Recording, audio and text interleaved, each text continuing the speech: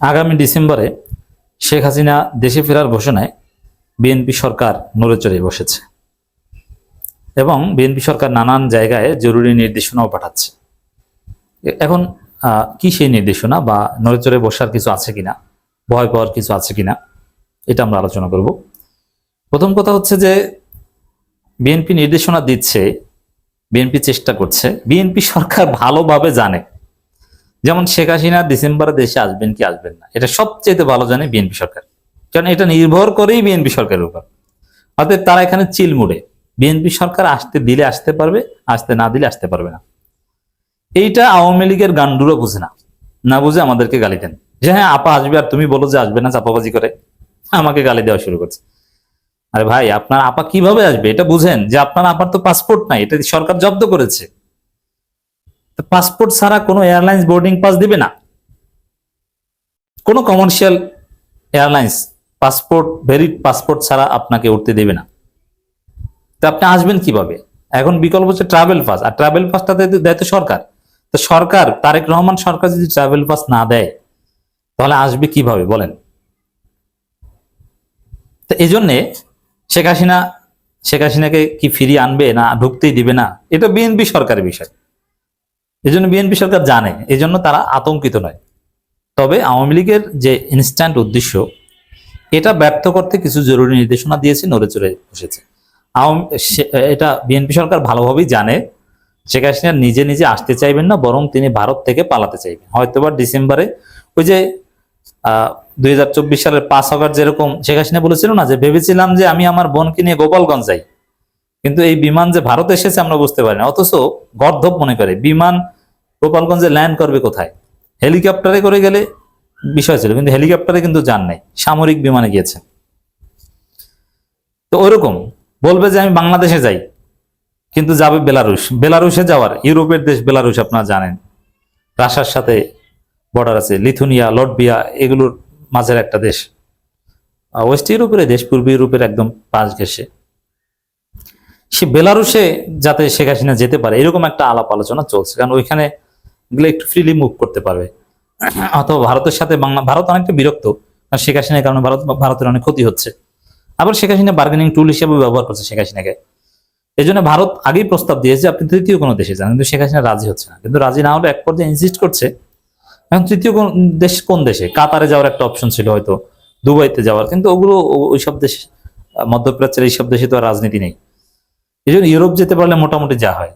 এই জন্য আর first class Europe যেগুলো আছে, বা আমেরিকা, কানাডা, এরা কেউ মানে নর্থ আমেরিকান দেশ কিংবা ওয়েস্ট ইউরোপের দেশ কেউ তাকে অ্যাকসেপ্ট করতে চায় না।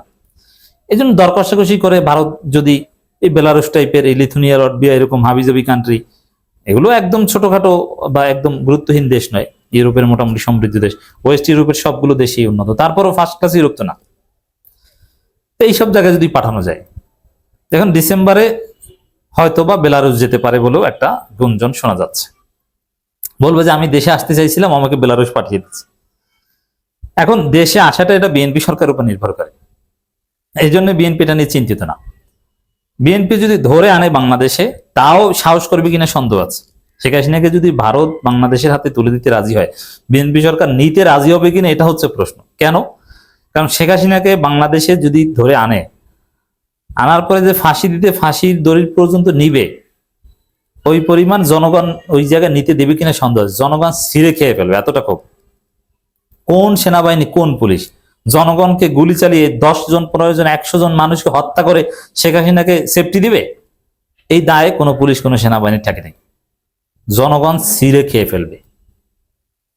এই জন্যে যদি এক্সট্রাডিশন ট্রিটির আন্ডারে ফিরিয়ে আনা যায়, ওটাও বিএনপি সরকার সাহস করবে না, যে আর একটা অ্যাক্সিডেন্ট ঘটে যাবে, পিটিয়ে মেরে ফেলবে শেখ হাসিনাকে।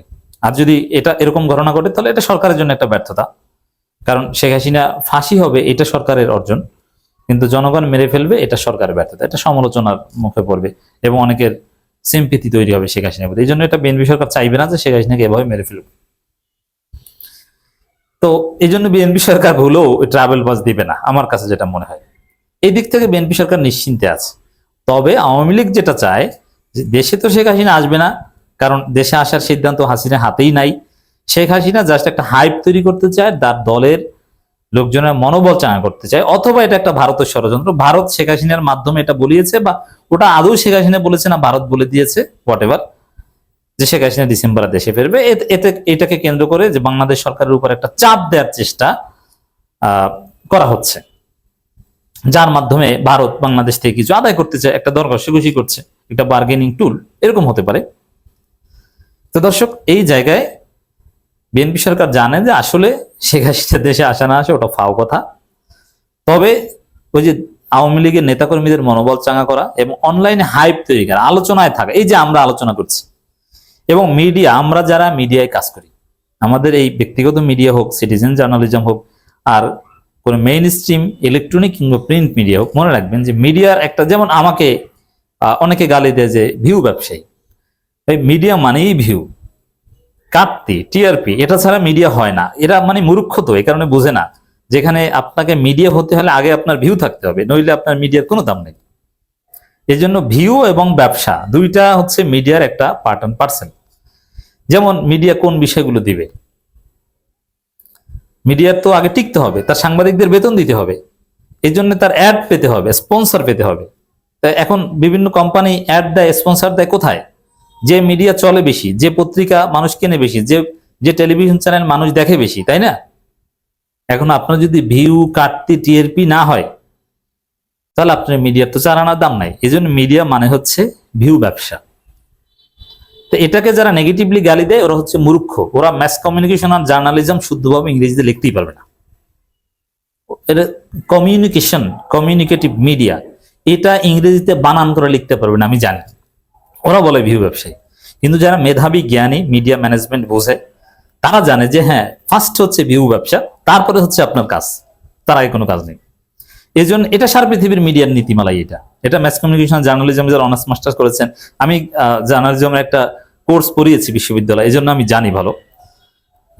তো দর্শক, এখানে জার্নালিজমে অন্য ডিপার্টমেন্টের কোর্স থাকে, আপনারা জানেন যে ইন্টার ডিপার্টমেন্টাল কোর্স থাকে এবং গেস্ট লেকচারার থাকে। সোশ্যাল সায়েন্সের এটা হয় ইন্টারডিসিপ্লিনারি অনেক ম্যানেজমেন্ট থাকে। তো দর্শক, এই জায়গায় মিডিয়াগুলো স্বাভাবিকভাবে এটা, যেহেতু এটা একটা কাটতি আছে, আগ্রহ আছে অনেকে যে শেখ হাসিনা কি না কি হয়, বা আওয়ামী লীগের লোকজনেরও একটা ব্যাপক আগ্রহ, যার ফলে শেখ হাসিনাকে নিয়ে নিউজ দিতে পারলে বা শেখ হাসিনা বক্তব্য প্রচার করতে পারলে একটা কাটতি হয়, একটা লাভ হয়। তো এইটাকেই পুঁজি করার চেষ্টা করছে আওয়ামী লীগ, হাসিনা, যে না, মিডিয়ায় একটা ব্যাপক আলোচনায় থাকে, আমাকে নিয়ে একটা আলোচনা, আমি সবসময় এইভাবে প্রাসঙ্গিক থাকি। এই জন্য এইসব ভুলভাল, একবার বলেছেন চট করে ঢুকে যাবো, ঢুকেছে, এই যে বর্ডারে এসেছে, আসলে এসেছে, এগুলো সব চাপাবাজি। ডিসেম্বর আসবে, ওটাও চাপাবাজি, এবং আসার বিষয়টা তো তার হাতেই নেই, আসবে কিভাবে?